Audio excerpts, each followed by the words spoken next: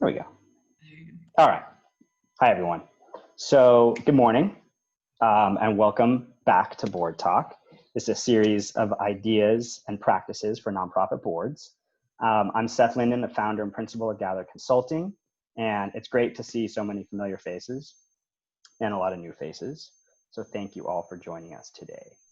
My hope is that for the next hour, we have an engaging and experiential time together, reflecting and learning and sharing our experiences and expertise on how boards might meet this moment by onboarding in a new way, or as Alicia and I shared, or just any way for that matter. We are lucky to be joined by Alicia Oberman, and she and I will discuss how boards might onboard during a global pandemic or any time for that matter. We'll discuss how boards can adapt to virtual orientations and share some challenges and opportunities for this new era that we're living in. First, I do want to start with just a brief comment on the moment we are all living in. This moment, or I should say this world, seems to be crumbling beneath us as we face triple pandemics of a global health crisis, a racial reckoning, and fires and floods that are ravaging the coasts. And we are privileged to gather here today to discuss board culture and governance. And I use privilege intentionally because not only do we have the privilege, but we have an obligation, and not only a fiduciary obligation, but I think a moral obligation as board members and those who work with boards to hold our organizations and leaders accountable to make changes that respect Black lives. So I would like to take a moment of silence for communities especially in need of healing like Kenosha, but also to recognize all the healthcare workers, teachers, and first responders who are fighting for us every day and who can't be in the Zoom room with us right now.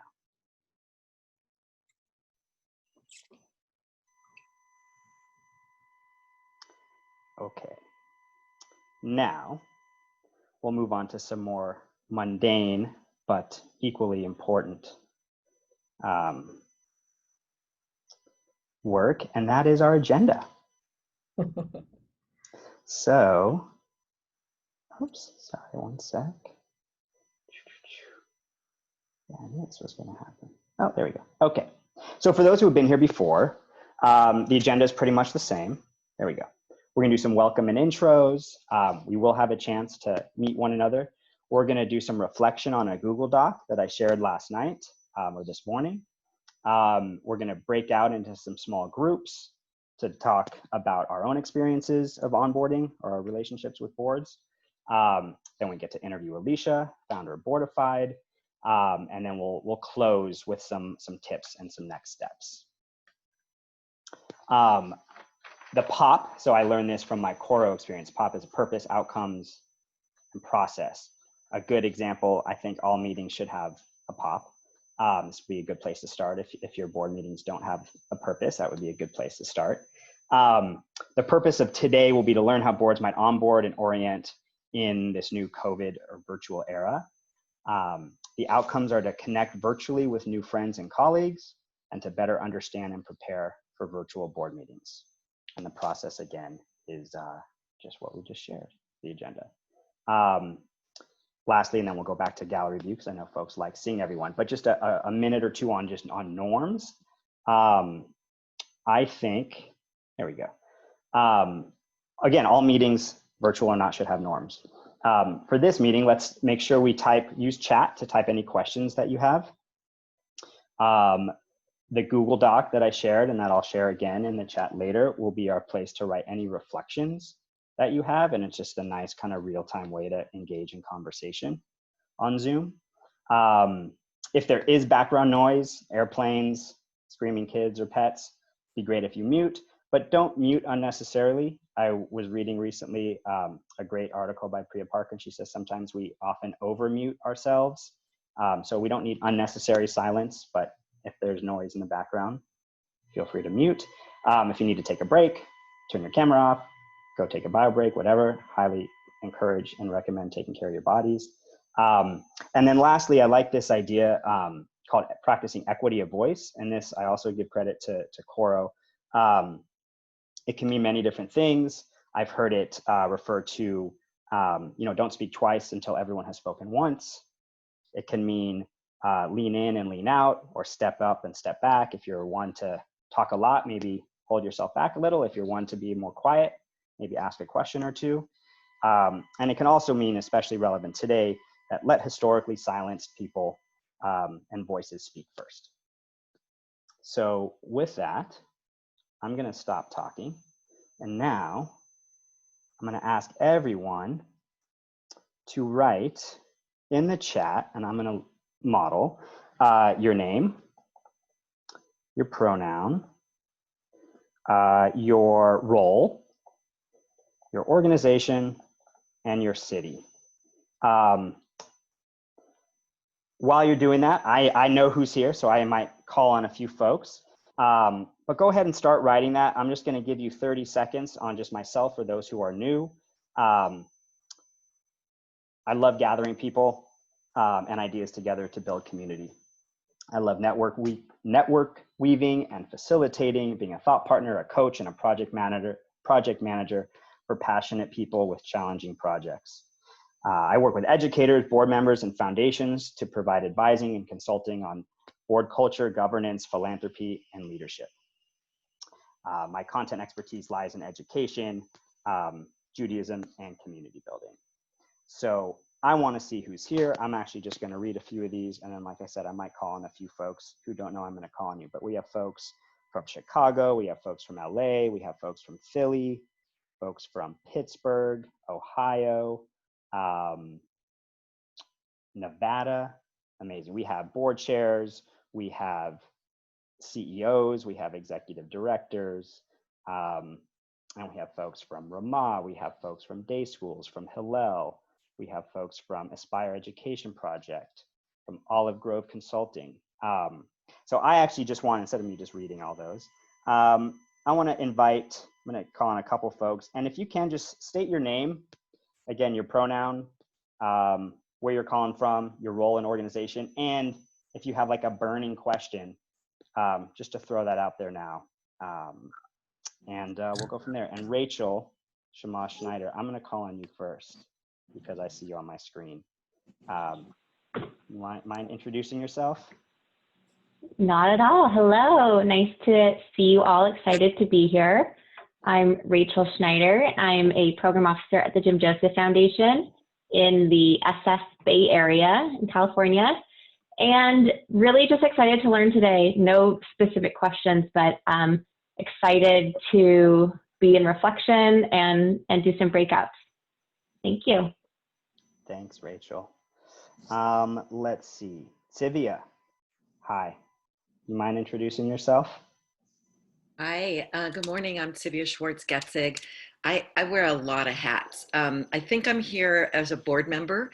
That's what I feel like I should be here as a board member today. I'm on the board of Camp Ramah. I'm on the board of New Ground, the Muslim Jewish Partnership for Change. And I'm also a co-head of the membership committee at ICAR. And so I'm really interested in how I help onboard other members at this time. Thanks, Sivia. Let's scroll through. Let's see who's not on the first screen. Jack, welcome. You want to introduce yourself?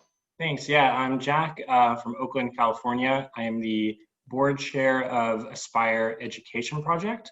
We're a educational social enterprise working for equity at the pre-K level and the high school level, principally, those two places.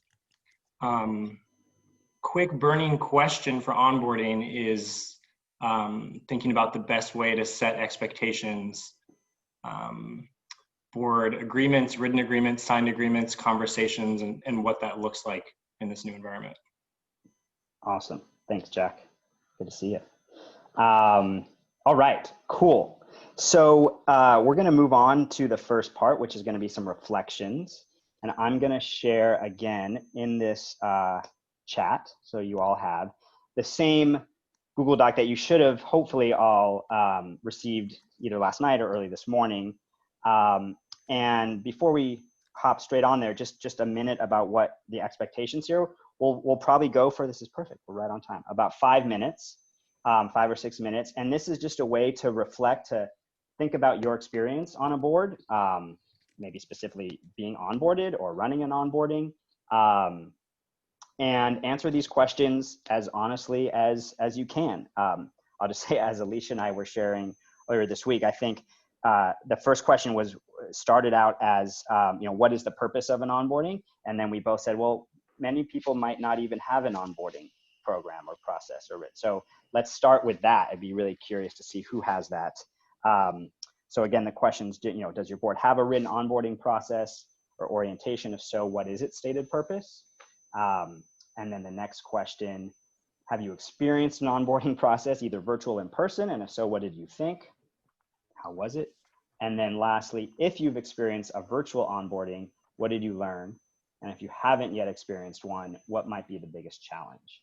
And the last thing I'd say, just in terms of framing, is because we all have, as Sylvia said, we all are wearing different hats, board members, executives, advisors, write in the Google Doc, kind of like your initials, as I think I did, and what role you are kind of playing here. And it looks like everyone's already doing that. So go for it. I'll bring us back. I'll give us 5 minutes. I'll bring us back at 10:18. Hey, Seth. Yeah, please. So I want to say hi, everybody. First of all, we'll talk more about why I'm here later. But I do want to say one thing, that we're all here, and this is implied in everything Seth does, just to reiterate, to help each other in this moment. And I've only had 2 people say things to me that have surprised me in my last 13 years of work. One is, how do I get dead people off my board?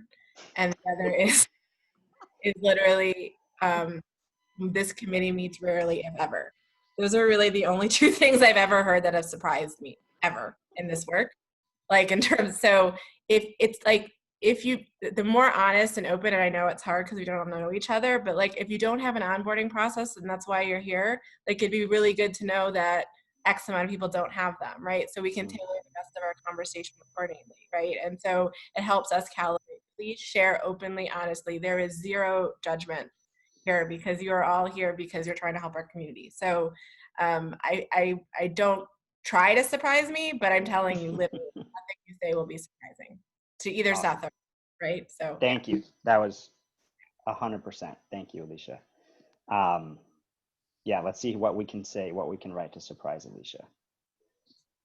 That's now my goal.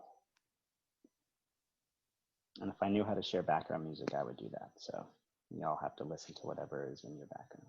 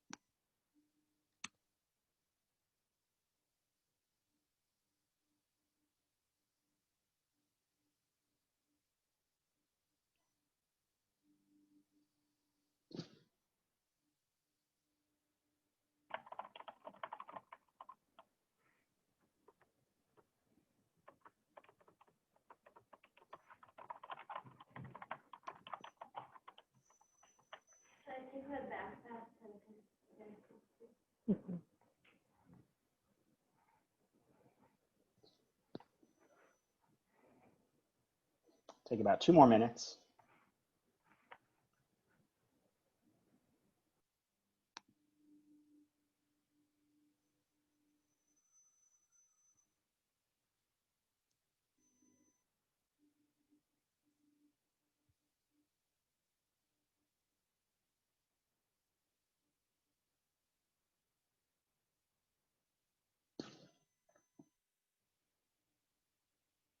These are great. You guys are filling in a lot.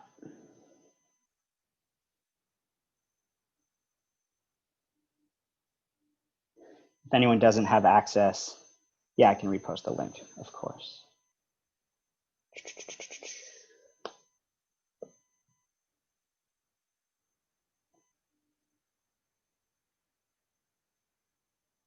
Sorry, sorry for those who just came in. 2 more minutes to reflect on this Google Doc that I just shared again in the chat. And these are just reflections on your experience, either being onboarded or leading an onboarding or not having an onboarding process, which is also totally okay. There's a few questions there.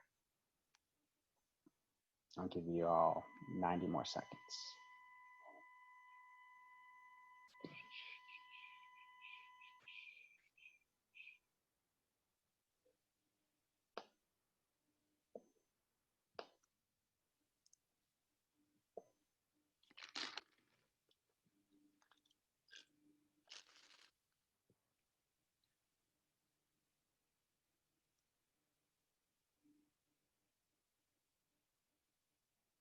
And I'm just I'm just writing the questions in here as well. For whatever reason, the Google Doc is posing problems. Looks like folks are still writing. I'll give like 1 more minute.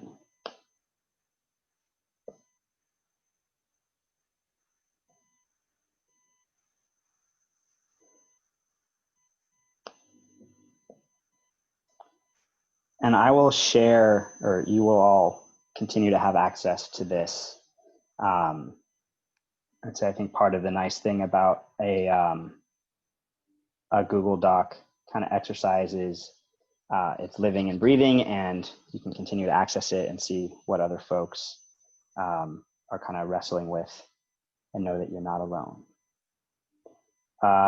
Okay, let's see. Folks still writing? Can we pause? I think I've learned, let's get to a comfortable or uncomfortable place to pause. And now what we're gonna do, and I know a few folks or many, and that's okay, can't join the breakouts. I'm gonna split everyone up into groups of about 4 or 5. And I'm gonna give you all again about 8 minutes or so to just kind of chat about what you notice on the Google Doc, what surprised you, anything surprised you, what resonated with you, and then we'll come back as a big group and a couple folks can share. I would recommend someone being a timekeeper and someone being a facilitator in each of these groups, and I will let you all figure out how to do that. So I'm going to break us out. And just give me 1 sec.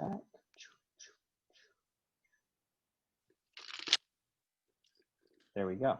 Okay, and I'll see you back in 8 minutes at 10:28. All right, have fun.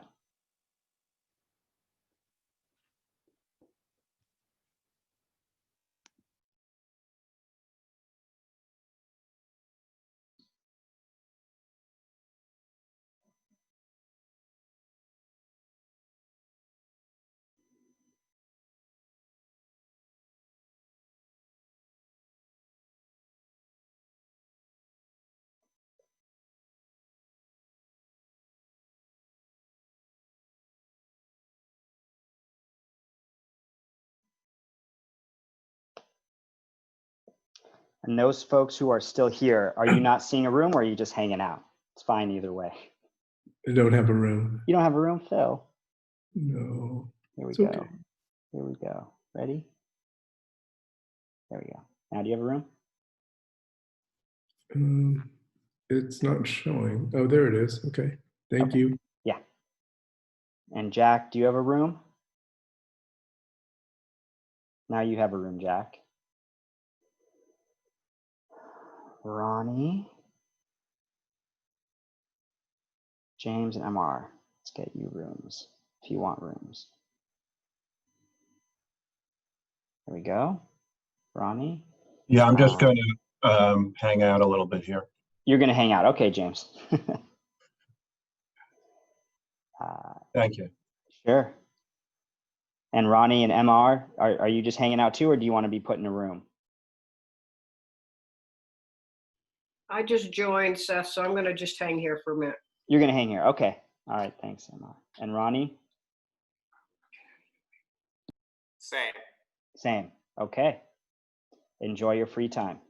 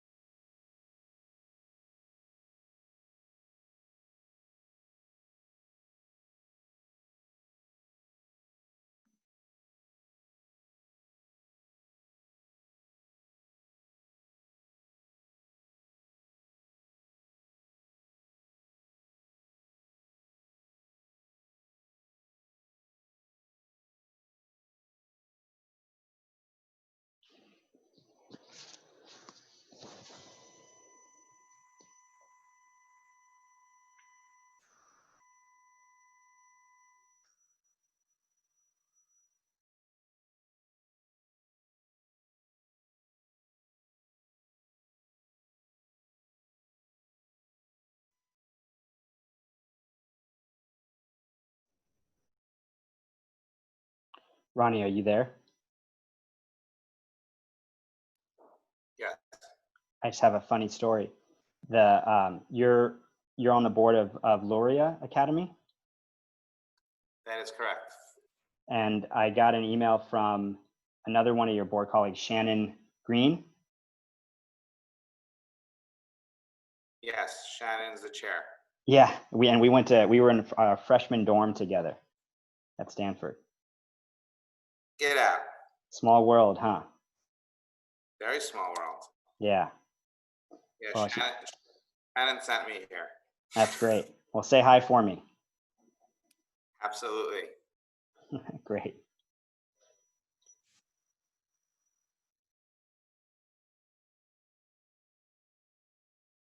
I actually went to Stanford myself, but I was there for grad school. You were there for grad school? Nice. In what'd you study? Or what? I was in the business school. Great. How's Amanda doing? Overwhelmed, I guess, like all school leaders right now. Yeah. Yeah, for sure. But you know, she's doing a great job juggling everything, and we're opening in person Wow. week, so we'll see how that goes. Good luck. Yeah. Yeah. Thank you. Stay safe.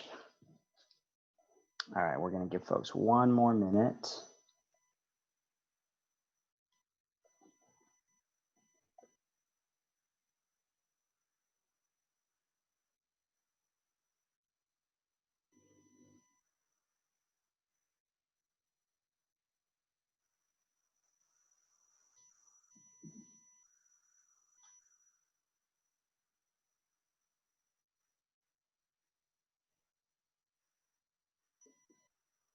Alicia, are you back?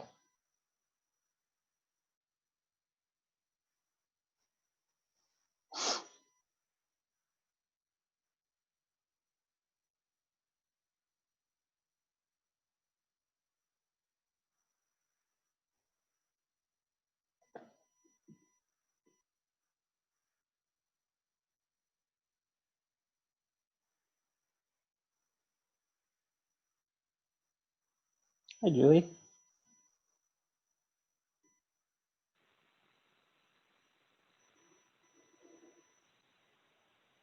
Welcome back, folks.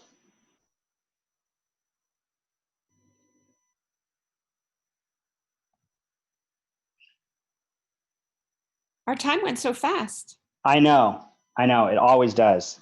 If that's a helpful recommendation to spend more time there, we can do that next time for sure. Did everyone get a chance to share? But quickly, yeah. We'll go longer next time. So I accidentally got back, but anyway, I clicked exit. You clicked, it's okay. Yeah, and then Board, if you're like me, right, you kind of just get shoved back into the space automatically, which can be a little awkward. So for those who were just cut off mid-sentence, I apologize. Zoom needs to figure out a way to kind of watch for a dip in conversation before it shoves people back. Okay, cool. Good to see you all. I don't think we lost anyone. That's great. Before we jump in with Alicia, Alicia is still here. Anyone or two people want to share something they heard, something that was surprising, something that resonated with them, just around around your conversation? And feel free to either raise a hand or just unmute yourself, and or I might just call on you.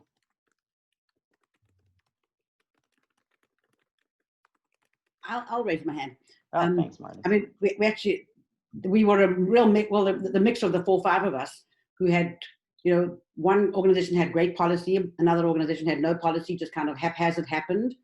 And I think the biggest question that we kind of grappled with, and it was towards the end, which we didn't finish, unfortunately, the conversation, was But how do we do this virtually now? Mm-hmm. I mean, I think that's where we're all grappling with. How do you kind of, the values, the culture of the organization, the engagement piece, the one-on-one kind of connections, you know. So I think that was what we're looking forward to kind of learning. Thank you, Martine. Can I add a comment to that? Please, Eileen. One thing, I think it's great because we're in a new normal, and let's look at video and video conferencing as actually opportunities to get to know each other. Like, how much did you, in 10 minutes, you actually got to know the 4 people that you're talking with. And I think for boards, breakout rooms are brilliant. I think it's a huge opportunity for us, so let's embrace that as well. Couldn't agree more. Thanks, Eileen. Anyone else? Take one more. Sarah, go for it. Oh. I'll just add, I thought it was really interesting. Tamara was sharing with us her recent experience getting onboarded virtually herself. And 2 things that she shared as like tips that I think we could add, that I want to add. One is thinking about how not only onboard the new person, but how to build structure so they can get comfortable and onboard with other members of the board. So just building relationships amongst each other. And then she said it was really helpful to just have a summary of each subject area with a contact person, both staff and board. And I want to do that. Awesome. Thanks, Sarah. Okay. Alicia, are you here? Oh, there you are. Hi. You were just not on my first screen. No, I'm here. Cool. You didn't lose me. I didn't lose you. I was like, some Zoom problems during my own session, so unfortunately, but I'm here. I'm good. All good. Okay. Yeah. Fantastic. Okay. Well, now I get to embarrass you and introduce you.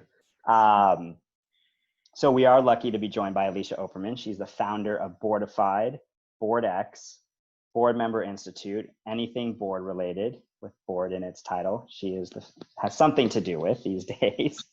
Alicia and I got to know each other in different roles when we were both foundation professionals in Chicago and San Francisco for different Jewish foundations. I know Alicia to be a very smart, dedicated, passionate advocate for board service and healthy governance and culture, and really just effectiveness all around. Alicia has worked with hundreds of board members and will be able to give us a lot of different perspectives. I had fun thinking about this, Alicia. You were a foundation head, you were a grantee, you are a board member, and you are a board consultant. So you have all 4 of those hats and probably more that I'm not thinking of. So thank you amidst everything, both personally and the world, for being here today. I'm going to ask you a handful of questions like we practiced for about 10 or 15 minutes, and then we'll have some questions from the chat. So if folks have questions, feel free to write them in the chat during the first part of the interview, and then we can spend a few minutes toward the end posing those to Alicia. Sound good? Well, I just want to say real quick before we start, so there's a lot of familiar faces, so hi to all of you. I won't be able to say individually hi, so hi. And for those of you who I haven't met, I'm really happy to be here and privileged to be here. Seth, I'm gonna actually play this recording for my parents because I think that might be the nicest introduction that anyone's ever given me, so thank you. And so look,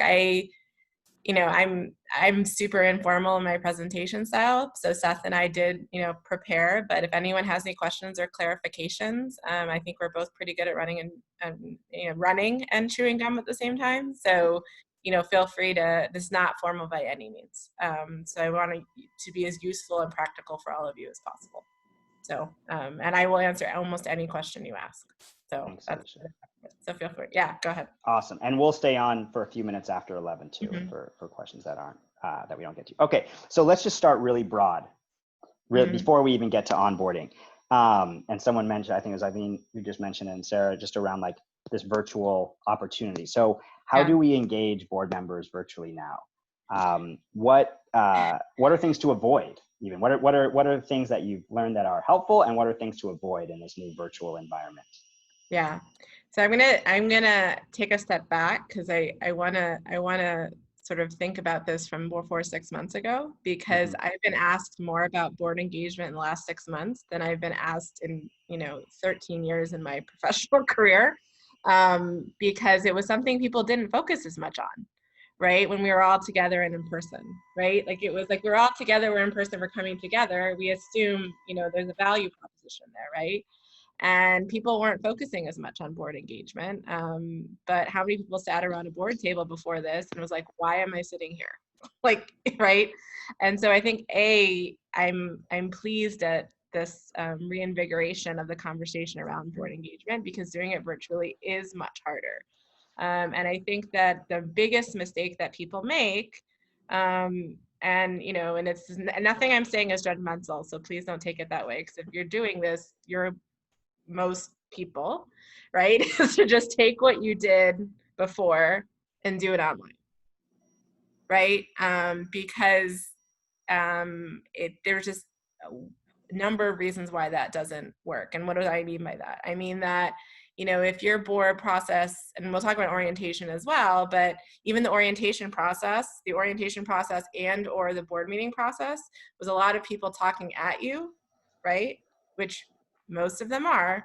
I won't embarrass people by raising your hand and be like, how many of you are just programmatic and financial reports and resource development reports, right? Like that will not translate well online.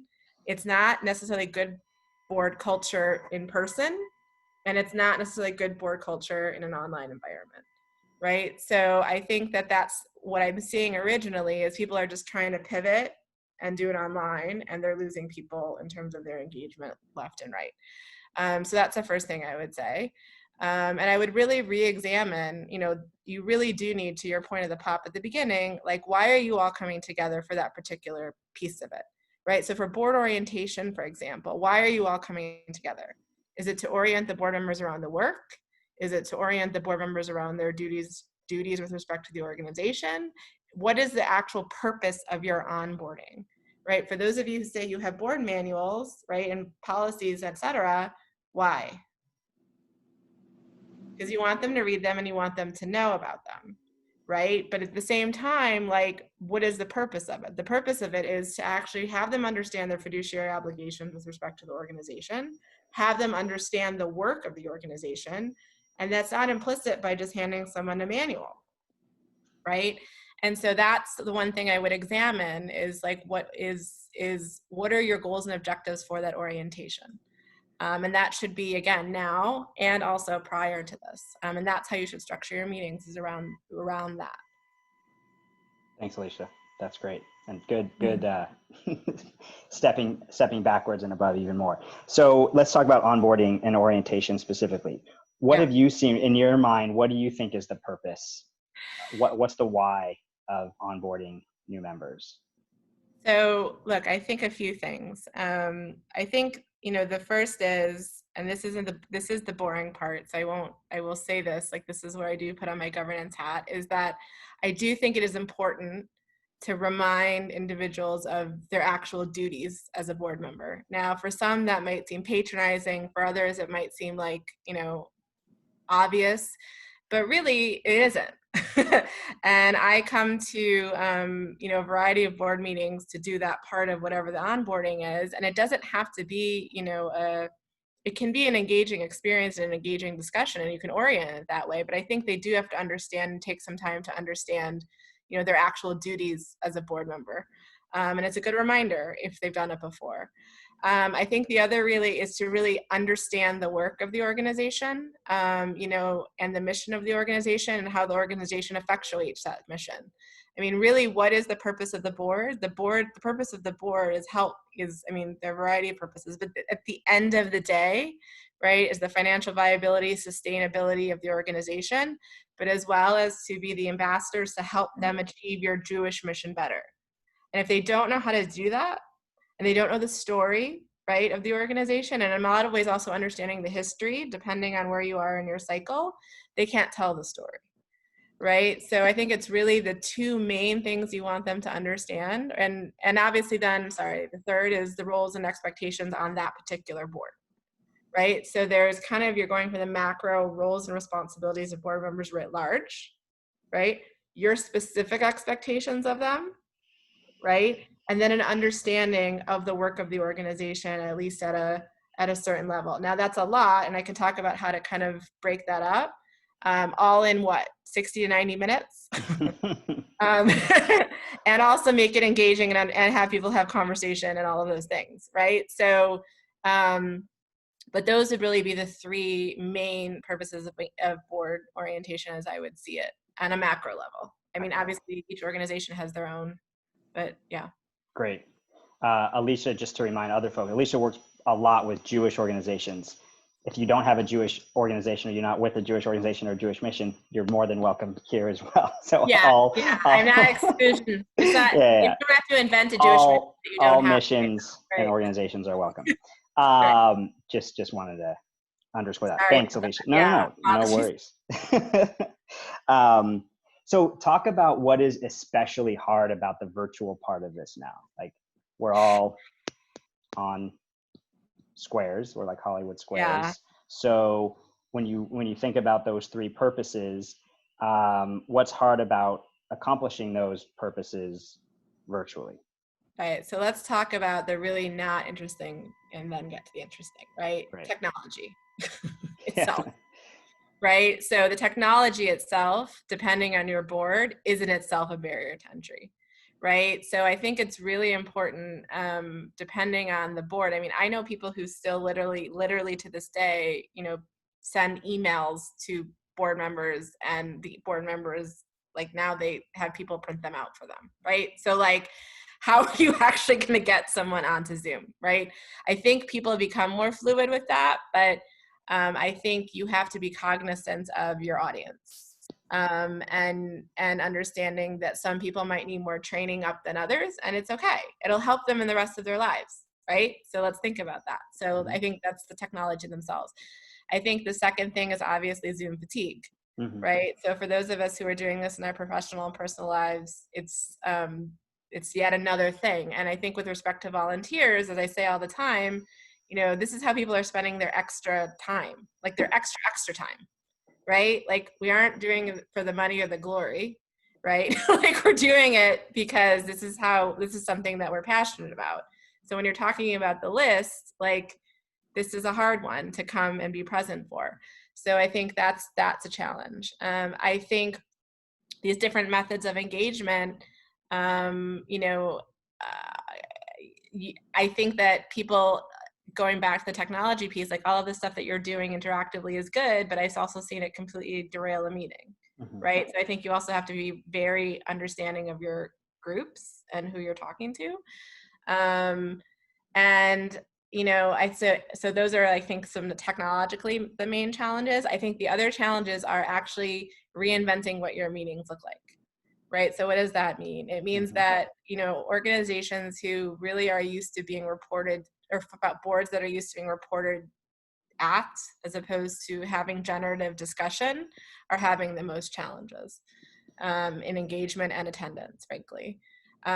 So I would say that I've had more conversations on consent agendas, no one, in the last 4 months than I've ever had on consent agendas. And for those of you who don't know what it is, we can talk about it maybe just afterwards, because it's a bit to explain.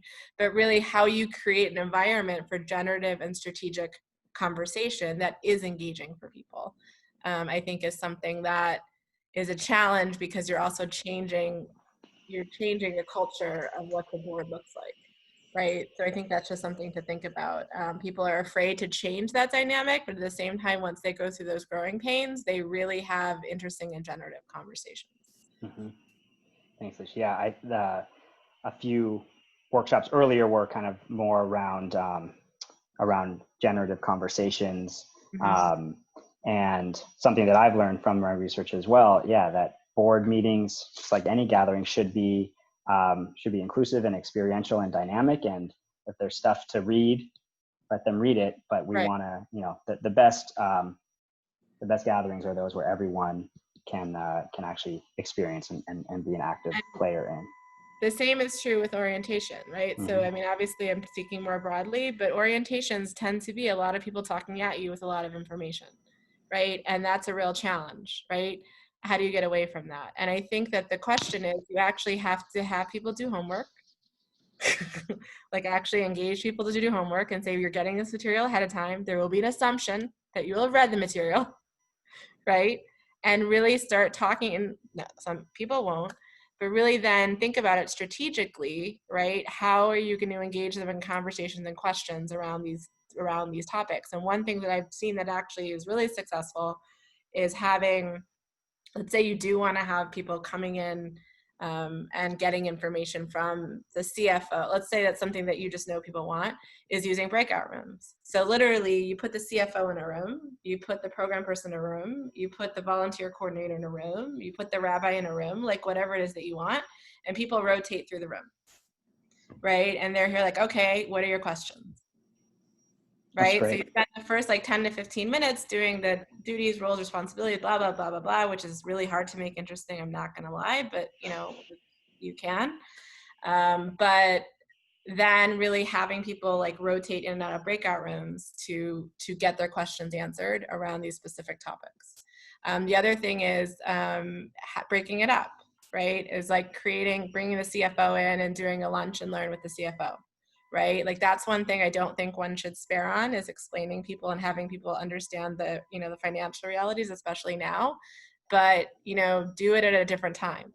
Right. And also invite current board members too. I mean, it's amazing how many orientations now are actually becoming reorientations of board members, which is a whole separate topic. But I think, you know, right now is a really good time, not just to orient your current board members, but to reorient. I mean, your new board members, but to reorient your current board members based on the current challenges your organization might be facing. Great call. My last question, and then we'll get to folks who wrote some good questions down here, and you can continue, is, can you lift up one or two other really exceptional practices that either you've seen, you've recommended, or you've heard about? I love the idea of like kind of rotating rooms with the CFO and just having a bunch of like questions around the budget and finance. What are some other kind of ongoing, either during the orientation process or even just ongoing kind of educational and engagement experiences that folks can do virtually? Yeah, so there are actually a couple in the chat that I want to call out because I think it's super helpful.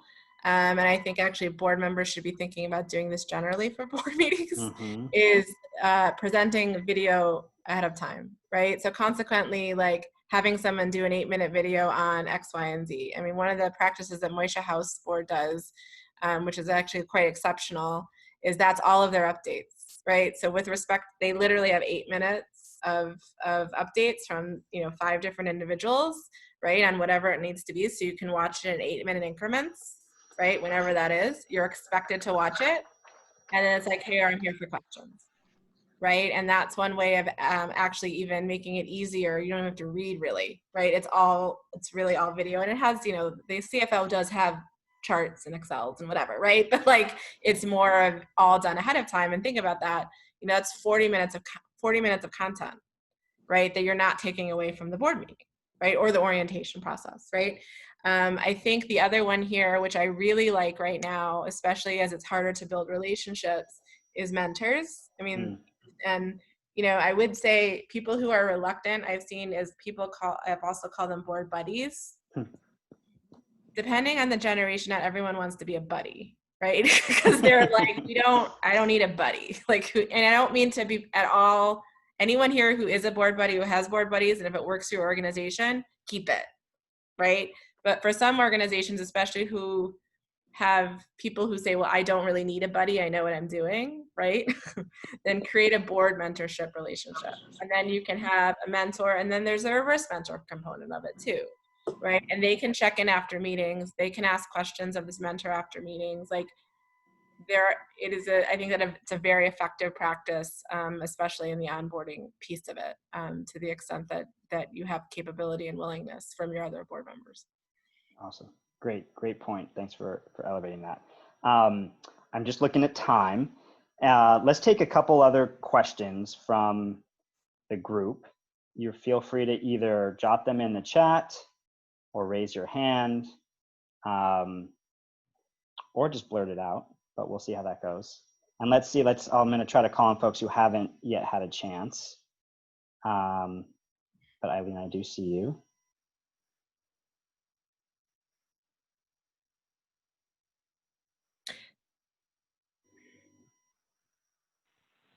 This is Liz. If I could jump in and just ask a quick question. It's similar to what Emily asked in chat. Of board orientations have a lot of information, and it can be very overwhelming for someone who hasn't been on a board before. Other than chunking it, do you have any strategies for how to not overwhelm your board and have them get new members freak them out before they even really start doing the work? What part? I want to unpack that for a second. Like, is it the volume? Is it that they actually understand now they have a responsibility? Like, which is the part that freaks them out exactly?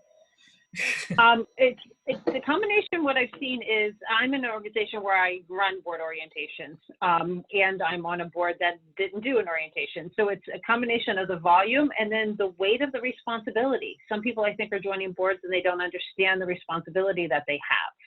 So how do you help them, understand that and not get freaked out? And I want to add on that. Our board, we have our job description written, and one of the things is to solicit 5 other people. And during our nominations committee meeting this past year, our nominations committee chair actually said, wait, this is a requirement? I had no idea. And folks that have been on the board for years were also surprised. So how do we make sure that new board members during orientation don't freak out, especially when we are bringing them onto the board because they have the time and the talent, but not necessarily the treasure. So I'm going to make a point that might seem controversial here. If they haven't asked you what the requirements and responsibilities are of their commitment to you before they agree to join the board, I'm not sure you want them on your board. And to be honest, if the nominating person, if the nominating committee and the chair haven't told them their responsibilities, they shouldn't. Yeah. Shouldn't be shocked when they get to onboarding. So Martine, I mean, and I think that's a good point, right? So like at the onset, when people ask me to join their board, I usually say, you don't want me on your board. And then they spend an hour with me and they say, you're right, I don't. But the point is, like, if they're not asking, like, what are my requirements? What do you expect of me? What's the time commitment? What are the, what value add? Like, part of the vetting process is if you just ask them to stay on your board and they're like, oh yeah, that's great. Like, I ask whether or not that's the kind of person you want on your board. There are a couple exceptions to that, which I can get into later, but very few. And I don't really believe in those exceptions either, but I understand they actually exist in reality.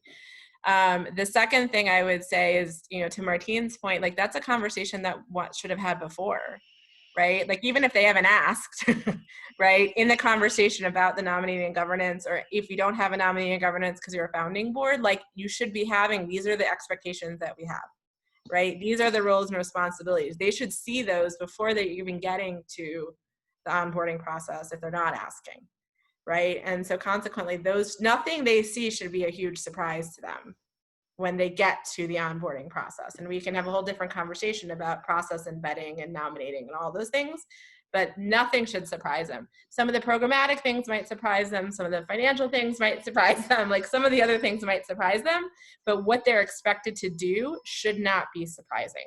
Otherwise, they should not be in the onboarding process to begin with. With respect to the amount of material, like, I see people who give people, it's like, the thicker the board book, the better. No. Like, the question I would have is, like, what do they really need to know to do their job?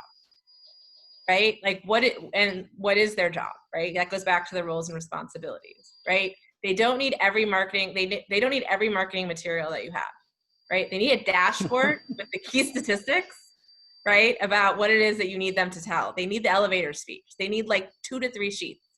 They don't need everything. They don't need every news story ever written on you. They don't need any of that stuff, right? So, like, what is there that they actually need to do their job?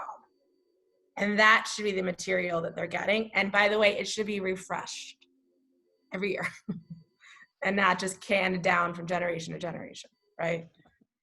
Vador. Thanks, Alicia. Those are great questions. I'm going to pause the questions. I know there are many more here. And again, we're going to stay for more time after. But just so we can get to, I want to share some tips that Alicia and I worked on. And I'm going to email these out to everyone. And feel free to share. And we won't have time, of course, to go through them all. But I want to elevate just a couple for like 2 minutes before we wrap up and let folks go on their way.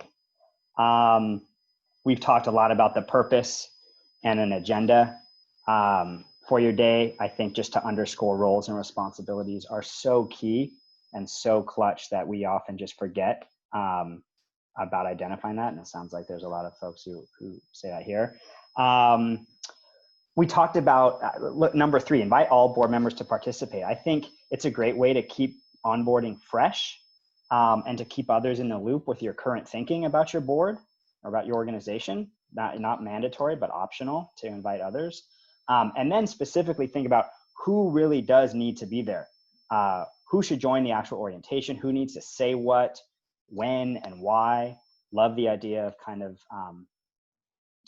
like a revolving door for the finance, lead, or for the marketing lead, or whatever you think are the most important people and topics to discuss. I want to, go down to number 6, the frame the problem the board is trying to solve. I think there's a lot of discussion about what are we doing, but how about why are we doing it?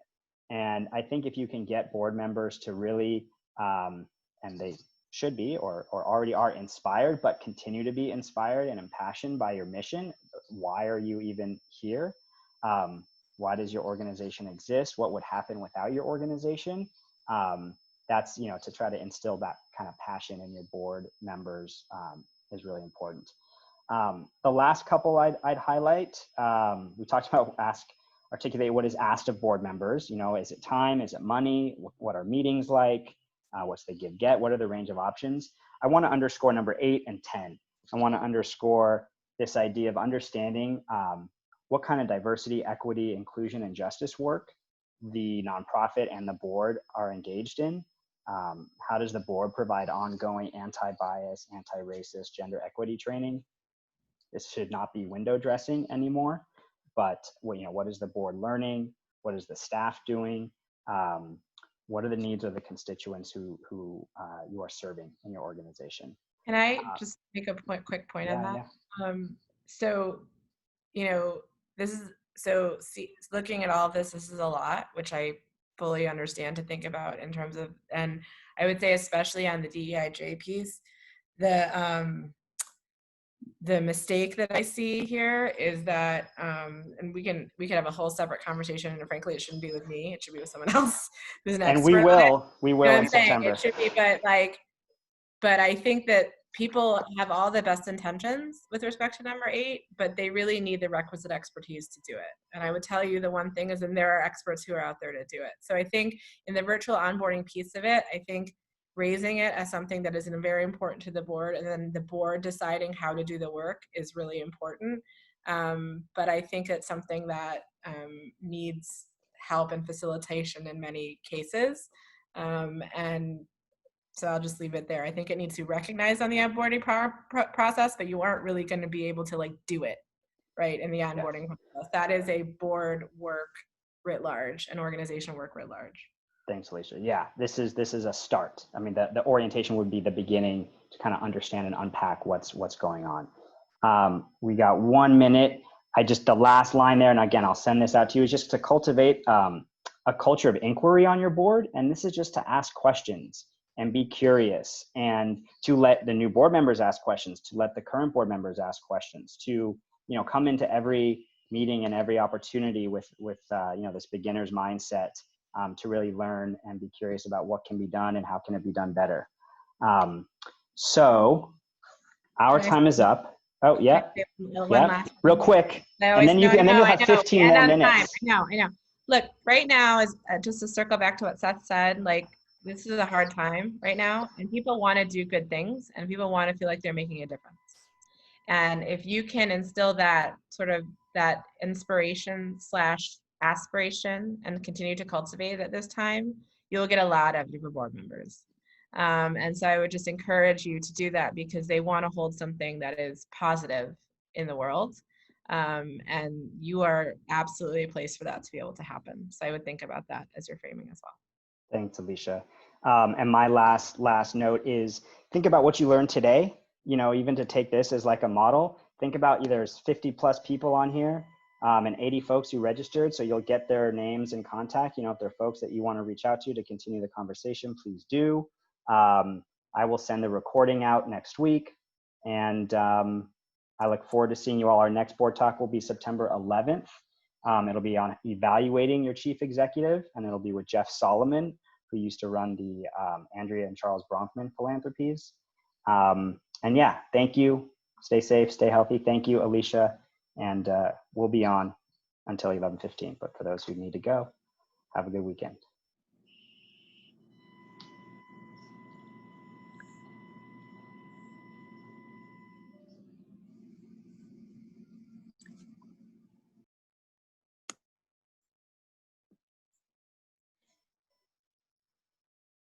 Nice job, Alicia. Thank you. There's a lot to say. Like there is a lot to say. Yeah, there's a lot. Well, now those who are on later, they can get the real, you know, the real good stuff. Yeah, it's interesting. Yeah, no, for those who are still on, feel free to unmute or ask a question or chat something. I guess the question is the how. You know, we talk about instilling the inspiration, the aspiration. I think, Alicia, you hit the nail on the head. People want to do good. People want to feel part of something. And as I'm about to plan a first board meeting and an onboarding process, and just like the actual how, the how-to. Well, not clear yet. So, but so let's take a step back. You have an onboarding process prior to this, right? No, it's been a haphazard, kind of the CEO and the governance chair on board to have a conversation. No, there hasn't been a specific. So there hasn't been one. To implement one. The good news is you get to start fresh. So that's I mean, in some ways, like it's harder if you have this process. It's been, I literally, you know, it's like, this is the one we did last year, cut and paste, change the date here. Right. And I think that's kind of what I am doing. It's like I took that first board meeting, broke everybody up into groups. So they went into different rooms in the building. Now I have to kind of take them and put them into Zoom rooms. Right. What can we do a little different? So are you talking about the orientation or the board meeting? Because I actually think they're two different. Well, the orientation specifically. Well, how many board members do you have? Are you orienting? 5 this year, and because last year's hadn't been oriented, we're kind of inviting them as well. So that's 4. So 9. 9. So first, I do think I would invite everyone. I mean, I do think that, I don't know if that's your common practice, but I actually think it's a really good opportunity to reorient the board that may not have actually been onboarded in a way, right? And people to come, believe it or not. You know, and I think that remind me what your organization is and what you do. The Jewish Education Project. Oh, okay. David. So, yeah. So, look, I think if you, why the laugh? because I know some of your colleagues. Not a bad. It's a good laugh. It's not a bad laugh. It's a good. No, I know the project and the colleagues. So well, that's good. If you know some of the colleagues, you know why I want to get them out in front of my board. Correct. They're amazing. Amazing. So I think a couple of things. I mean, one is I do think the reminding, I mean, I do firmly believe this, but because I am rooted in governance as a practice, right? So I do think having someone remind them of their, you know, actual duties, A, with respect to your being a board member writ large, and B, with respect to what your responsibilities are with respect to your organization, I think is important. And I think it can be your board who does that, right? So it depends on where that sits within your, you know, someone who, whether it's your chair, vice chair, you know, head of your governance committee, whatever that might look like, right? Like that's a part that they could hold. But then the question is getting them engaged and understanding your work, right? And so I think given that your professionals, I mean, the ones that I know are outstanding, right, is getting them talking with, not just about, right, that your board members in the orientation process about what you're doing, right, and the challenges that they're having. So not just reporting out like this is et cetera, but like this is our work, right, you know, and engaging them in conversation about, especially now, I mean, given where you are, I mean, your work has shifted dramatically, not in terms of like its mission, but its effectuation, right? Like in talking about that. And really that tone that you set at the orientation will be the tone that will carry over, right, into in culture into the board piece of it. So I mean, there's no magic, like, No and I don't magic. want to patronize. There's Okay. no magic, like use a Padlet, whatever, do whatever. But like, you know, have David or come out and have a conversation about like this is the work that we do, and this is, you know, the challenges that we're having, right? Like I'd love to have a discussion around what that looks like to you, right? You know, he's a thought, you know, your staff, they're thought leaders on these things, right? And so consequently, like really engaging with them, like I would love to have a conversation with them. Yeah. Right. So having access to those people and having conversations around them, I mean, they're really good. There are other people who aren't as fortunate, and you have to work around that problem. You're welcome to join the onboarding Zoom. Martine, I just want to underscore one thing that Alicia said. Yeah, and I know David well as well. And yeah, that, you know, the more that there could be really like tough questions that the board and the organization is wrestling with, like that in my mind is the key. That's why you want good board members, right? So what is the challenge? What's keeping David up at night, or what's keeping you up at night? What are the things that you're wrestling with? Not the things that you have to just go through, but what are the real challenges, and bring that up early and often and wrestle with those, because that hopefully you have, I don't know your board very well, but hopefully you'll have some really good thought partners there who can give you some good, you know, connections or answers or suggestions and point you in the right direction. Great, thanks guys. Yeah. Thank you. Donna? Yeah. Yeah, I was wondering what are the ways that you've seen, like I said in the chat, I think that it's important to remember that onboarding is I see it as as ongoing throughout the board experience. And if you do something one day, then you're not done with the work. There's follow-up, there's reminding people of our values even, you know.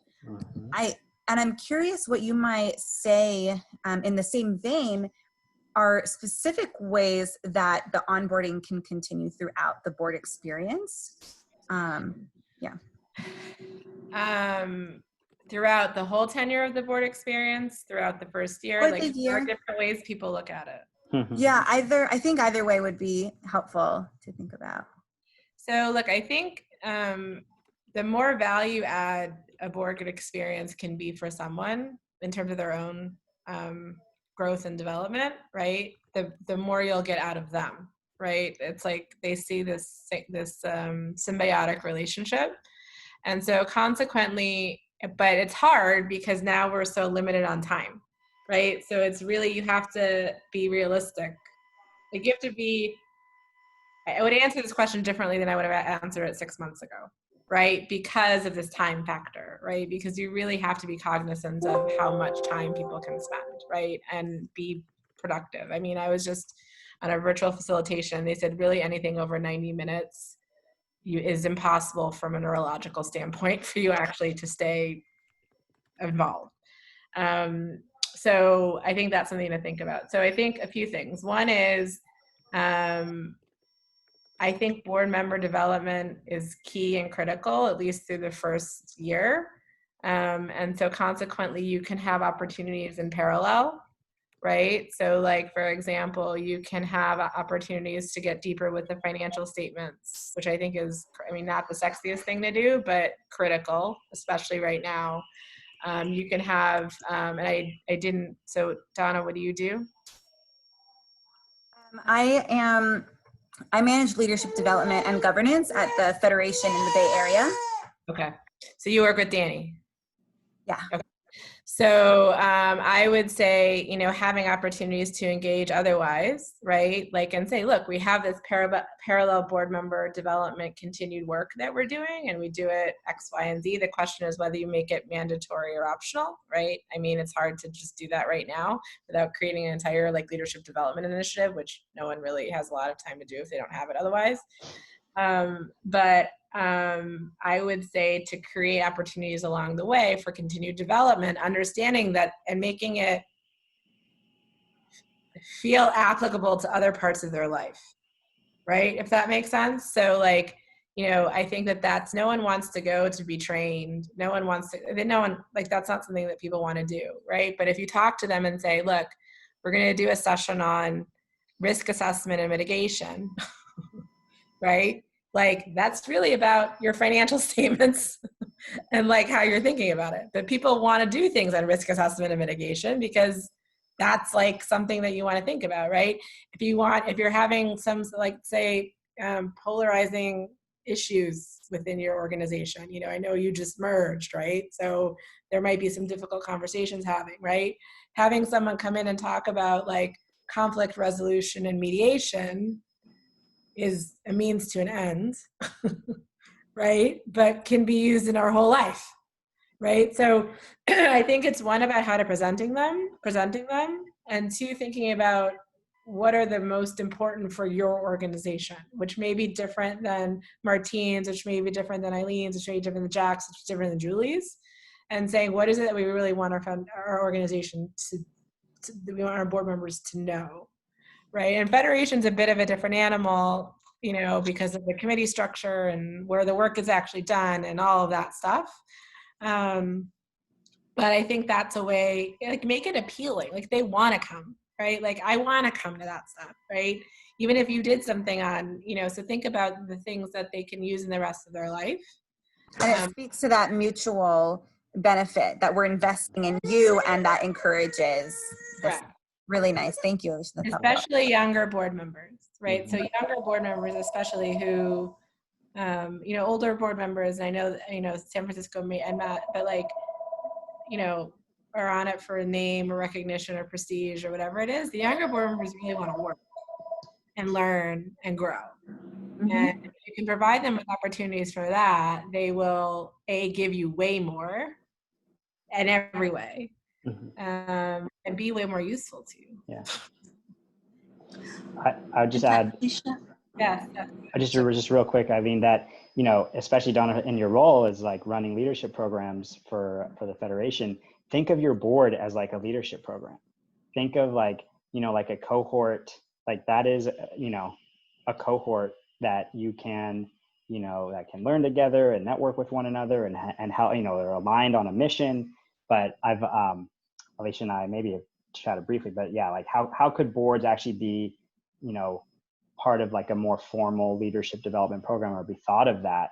And then, you know, you could actually just think of it in a new way. You think of, right, the symbiotic relationship. It's not just the board giving their time, but what is the organization doing for the board as well? Correct. All right, Eileen, last question, then I'm going to run. We're going to run. Okay, well, actually, my questions were very much related to exactly what you're talking about. I mean, we've been talking about all these, you know, responsibilities for new board members and board members in general, but I want to balance it with, okay, so what benefits do we talk about in addition to, of course, the mission of the, you know, helping the organization? And you're starting to address that. So I just wanted to go a little bit deeper into that because it always needs balance. All right, so Eileen, I always have to find out. So again, remind me your organization. I'm a volunteer board member on Jewish National Fund in Chicago, and now deeper in the organization with a number of others. And of course, I'm doing it because I support the mission. Mm-hmm. But yeah. So it's interesting. So JNF Chicago, right? This is why, I mean, so it's a non-fiduciary board, mm-hmm. Right? So that's a different situation a little bit, only because it's, and I think actually those have the most opportunities for development and growth because you don't necessarily have the fiduciary obligations, right? And so you have more leeway a bit as to how you can spend your time because of, you can take whatever fiduciary obligations you want to, weigh in on, but they actually aren't true fiduciary obligations. Respectfully, it's a different kind of board. Correct. But I would think about it as, I mean, I know people who say, like, I think JNF has amazing opportunities to, both from an educational perspective, both with an access perspective, like the access that you can give to board members, to people and opportunities in Israel to learn about a variety of things. Like, are you learning about right now, I would say, like, what's going on in the nonprofit sector in Israel? Like, are you educating people about that? Like, I think the thing about especially boards that are non-fiduciary boards, like, you really have the opportunity to cultivate them in different ways, and to also say, like, look, you will also learn about how to be a better, it's like you have a capacity building board or a fundraising board. Like, have you invested time, effort, and energy in saying you want to actually, like, give you better skill set, right, in terms of your fundraising and capacity building. We want to give you a better skill set as to how you tell the story, your story, the story of your organization, all of those things. Like, we want to actually educate you about different systemic things that are happening in Israel, right? And give you access to the minister of blah, blah, blah, or the minister of blah, blah, blah, like whatever that is. They want to learn educationally. So I think that actually, as a non-fiduciary board, you have even more room to maneuver. And what is happening is you have, like, okay, they end up being like a list of, like, who's told who's done what, who, blah, blah, blah. And then, like, that can be taken care of way differently and at a different time. Like, you're really trying to do is get them more interested in your organization, but also cultivate the love. You blanked out. Alicia? Oh, cultivate the love. It's a good place to end. I have to run, folks. So I'm gonna sign off, but feel free to be in touch via email. Maybe Alicia's coming right back. That's so great. Yeah, Yep. thanks, Donna. Double Thanks, thumbs. Eileen. Thanks, Jack. Thank you. And thank you, Alicia. See you in a couple weeks, hopefully. Take care. Okay, bye. Bye.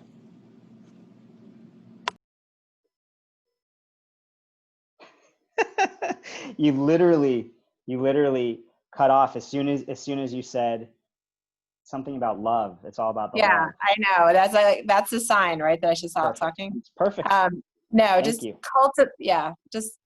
we can also. I'm in Chicago too, Aileen. So if you have any, I'm happy to connect as well. Because I've also worked several with your colleagues too. So happy, You talking to me or someone else?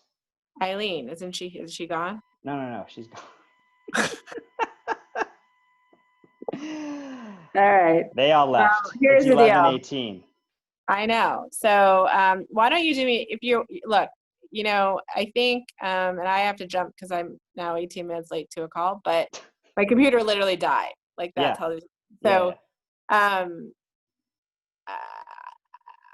you can obviously circulate my contact information if people have any questions. I do think that, like, it's interesting because from a virtual onboarding piece, like, I'm referring people to talk to you. So I'm happy to talk about it, and they can call me with questions and things, but I am by no means but so they can ask me questions, but this is not, We can just refer people to one another. Talk to Alicia. Exactly. No, talk to Seth. No, talk to Alicia. I mean, that's the funny part of it, right? Yeah. Like, that's like, if anyone has questions, I'm like, go call Seth, like, call, Cool. so, but you can send out my contact information. I will. I'll send your boardified email. Yeah. Okay. Thank you so much. Yeah, no problem. This is good. Rest up. Yeah. What'd you think? I think it was good. I think an hour is hard. Yeah. Do like 75 minutes. I think 75 minutes, even like, if you can, like, we barely started talking in our breakout, honestly. Yeah. I know. What's to cut? It's think about what to cut. I don't know. We have to think, but I think, like, I'm walking because I need my power cord. Yeah. Because I need to get on my next one, but I think you can do 75 minutes. Because I think you want to respect people's time, but I also feel like we could have like the how, right? Like we could have spent more time on the how. So yeah, I like having people want more though. So there's something nice about I know. just That's why I cutting think people 90 off. minutes. The issue is people drop off at the hour anyway. Yeah. So I guess if people are just staying, they can stay, you know, Right. but And I that's, think the breakouts have to be longer. The breakouts I'll easily do that longer next time. Yeah, because like we all introduced each other and then it was like, And okay, it was nice talking to you guys. Yeah. Okay. Yeah. Good. Okay, go to your call. Thank you. Feel better. Rest up. Shabbat shalom. Thank you. Same to you. Bye. Bye.